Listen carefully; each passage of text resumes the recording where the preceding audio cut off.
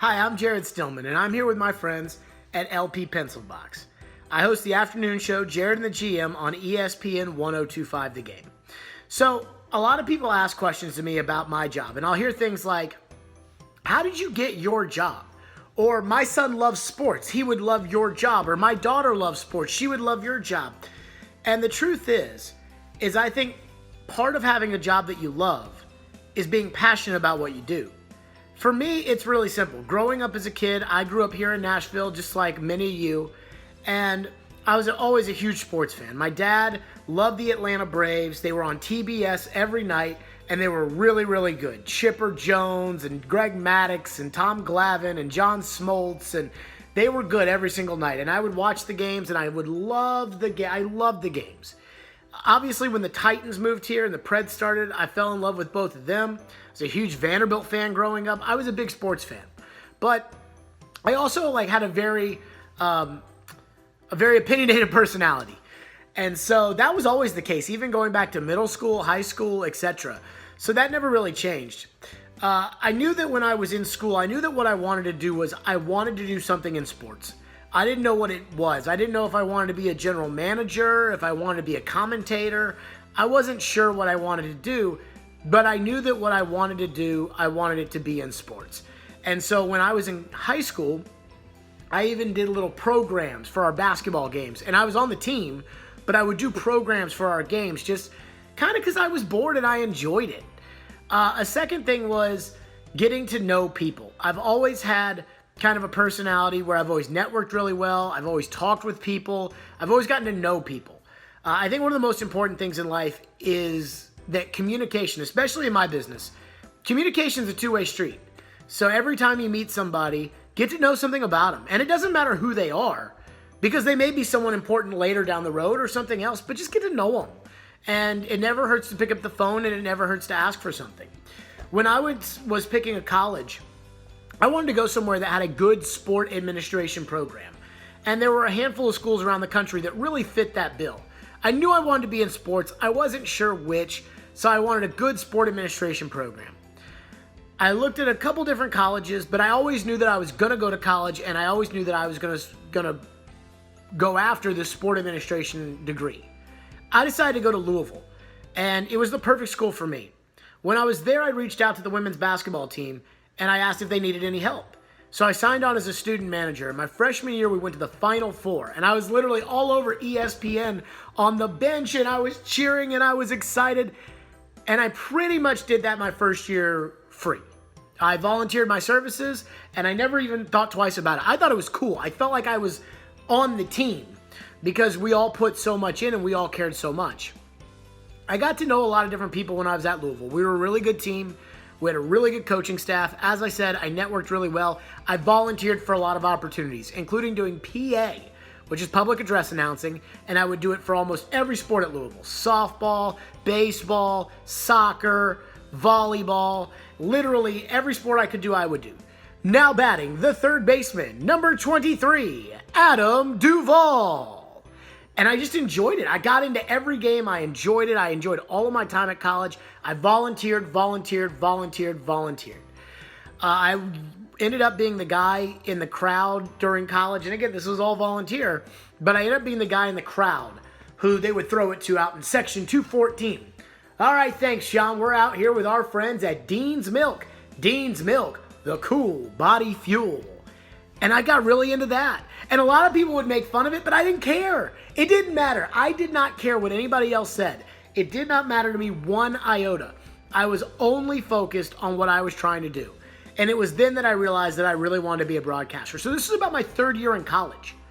I didn't know when I went to college exactly what I wanted to be or what I wanted to do. It was about my third year in college that I really figured out exactly what I wanted to do. So somebody I worked with the women's basketball team at Louisville, she knew the people at a radio station in Concord, New Hampshire. Now, they were a news talk station, not a sports station, but they did a little bit of sports. So I did 4 hours of news talk every day. Good morning, New Hampshire. 2 people were killed today in a car accident on Lake Winnipesaukee at the I-93. That was what I did.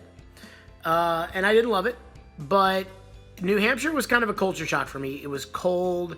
The people were different than down here in Nashville or even Louisville. But I had a lot of fun, and I did an hour of sports every night. And when I was there, I got to cover the Bruins, the Celtics, the Red Sox, and the Patriots. And what was cool was that for that year, I got to know those Boston people. And I got to see how successful they were. And I got to see what they did every day. And I got to see how they approached their jobs. And as I said, I talked with everybody, so I got to network.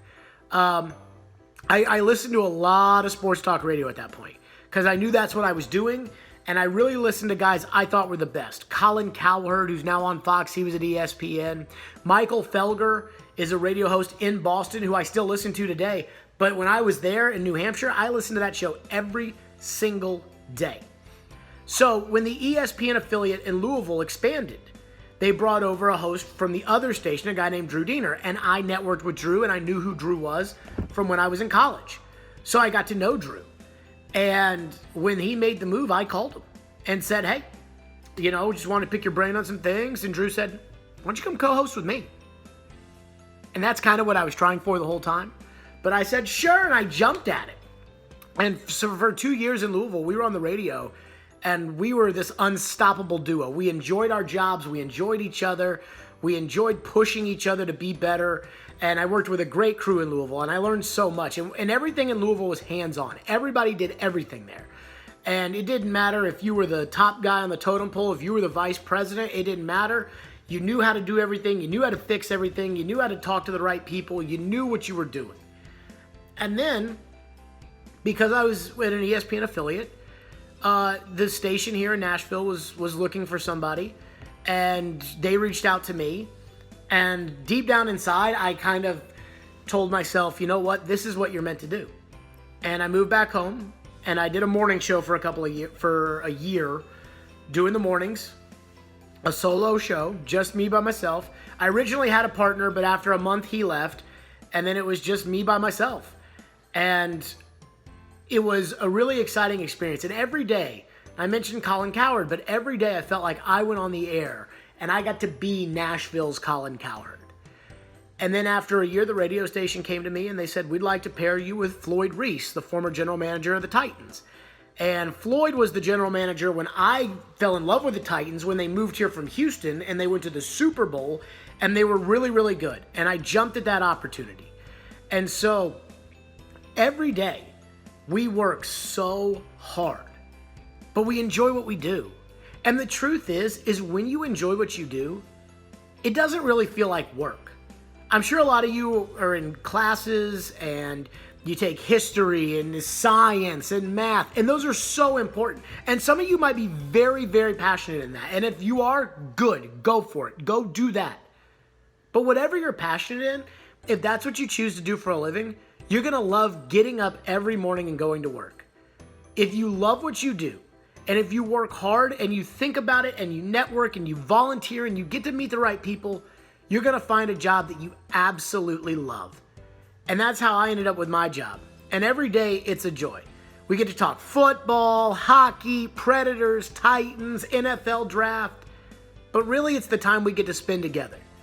And I would say that probably one of the things that maybe I am most proud of that I do every day professionally is I really try, not just with the people I work with directly, but inside our entire building and inside our entire organization, is I really take time to get to know people. And I think that the more you get to know the people you're around, the more you get to see what do they care about? What can I do to help them? Or what can I do to just lighten the mood up a little bit by telling a joke?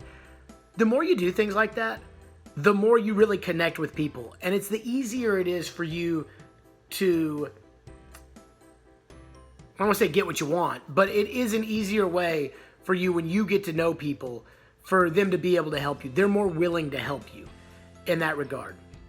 I've had a ton of executives in my life, a ton of suits, a ton of bosses, a ton of owners. But the one thing that I never did is I never left a job with a burned bridge. And I was always respectful, and I was always happy, and I was always glad to be there. And I always made sure that everybody I worked with knew that. So I never left with a burned bridge. There is, at the end of the day, People may lose their job for a lot of reasons, or people may not like people for another reason. But no matter what happens, no one can ever fire you from being a good person. And that's how I live my life. I'm Jared Stillman, and if anybody ever has any questions, feel free to reach out to me.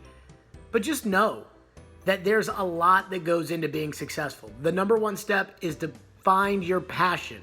And it'll take time, but once you do, it won't even feel like you're working at all.